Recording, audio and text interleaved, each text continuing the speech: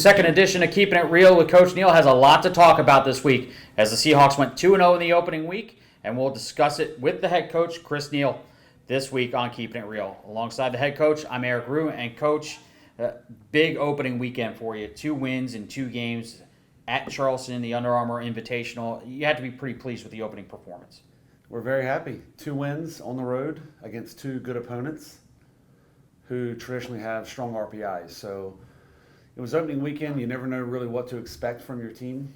I don't think we played particularly well on Friday night, but Furman had a lot to do with that. But it looked like a different team on Sunday, quite frankly. Our learning curve was very strong. Let's go back to that game on Friday against Furman. You fall behind in the 16th minute by 1-0 score, and then all of a sudden you come back and you score back-to-back markers to take the 2-1 victory. How did your team overcome that early adversity to collect 3 points? Yeah, we've got strong kids, and a goal doesn't faze us. I prefer we not go down a goal, but they've made a habit of fighting back on a consistent basis, even when we weren't at our best. Our run of play, we just gave the ball away too easily against Furman on Friday night, but our set pieces saved us, and that's been a big part of our DNA and our success over the past year. So the kids were just tough enough and just disciplined enough on set pieces to pull out a victory from behind. Turn around and you play less than 48 hours later against Stephen F. Austin, and you come out of the gates quick. 2 quick goals. You go up 2-0 at the half. You add another one in the second half. Come away with a 3-0 victory. What does that say about your team to be able to turn things around so quickly and put a result in like that? As a teacher, I'm really happy with them because we just showed some things on video and said, we have to be able to change this. And that's what good players can do. They can look at something and go, you know what, we can fix that. And they did. And we looked like a completely different team on Sunday. And the 2 early goals were a huge help. So I'm really, really happy with how we improved from Friday to Sunday. A couple of individual player highlights from the weekend. Emily Moxley, who was the CAA Offensive Player of the Week this week, 2 goals and an assist. For her as a freshman playing her first official collegiate action, to be able to step up for you has to be a pretty good feeling for you. Yeah, Mox had a good weekend. She was involved in a lot of what we were doing going forward, and she was clinical in her finishing. She got 2 really good chances to finish, one on Friday, one on Sunday, and she buried both of them very professionally. Morgan Nanny scored twice for you on Sunday. Pretty good effort from her. Yeah, we're really, really stoked for Morgan. She has had quite a journey. She was an early admit out of high school. She'll self-admittedly tell you her freshman year did not go well. She had 2 ankle surgeries, and now she's back and she's fit. She's so determined, and she's an incredible story, and we're very happy with her. She's a special player, and she's just got some creativity and wiggle to her game that a lot of players can't be taught. She's just a natural talent. Defensively, you only allowed 11 shots in the 2 contests. That bodes pretty well for you after an opening weekend.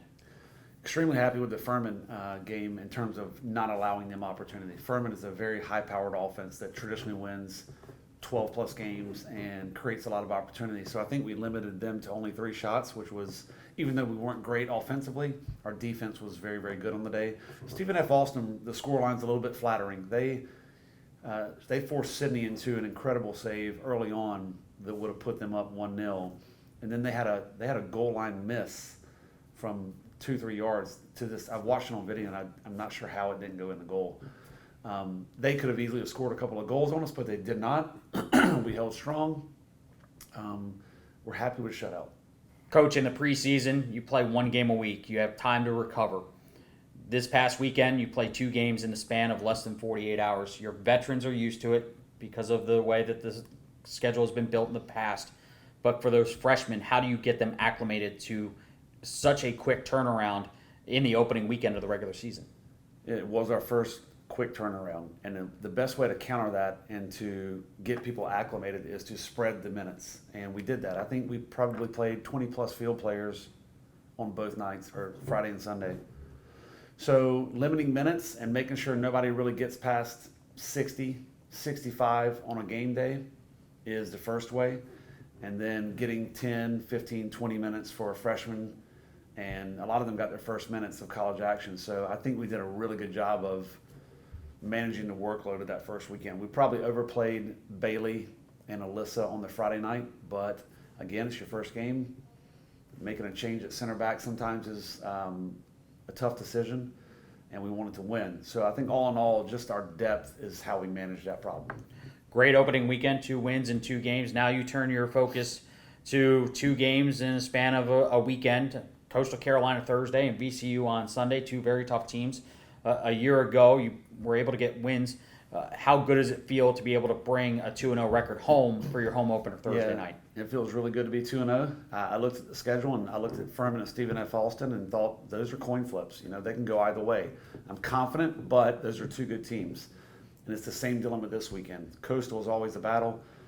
We beat VCU last year on opening night, but that team went on to win 16 games. Again, we're looking at 2 games going, I'm confident, but anybody can win these games and we have to execute. Coach, 2-0 on the season. You come home now. You face Coastal Carolina Thursday night. A tough battle last year in Conway, a 1-0 victory for the Seahawks. What do you expect to see from the Chanticleers Thursday night here at home? Pretty much the same thing as last year. A very good game, a very well coached, very well organized team. It's always a dogfight, and we've got to be prepared. Sunday, VCU, former CAA rival, a 3-1 victory last year in Richmond. You return now to Sportsbackers Stadium on Sunday. Early thoughts on the Rams? Obviously, you're focusing on Coastal Carolina, but VCU is right around the corner. Yeah, we're going back to VCU this year, because we had a schedule imbalance for this year and next year, so that's going to be difficult. And that's a team that won 16 matches last year. And opening night was a very, very good game that could have gone either way. It went for us.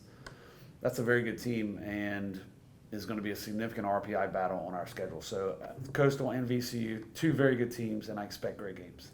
Well, Coach, we wish you the best of luck, and we'll chat with you again next week. Hopefully another 2-win performance. Thanks. Thursday night's game can be seen on SDN. Sunday will be on ESPN+. With the head coach of the Seahawks, Chris Neal, I'm Eric Ruth. Thanks for joining us. We'll see you next week for another edition of Keeping It Real with Coach Neal.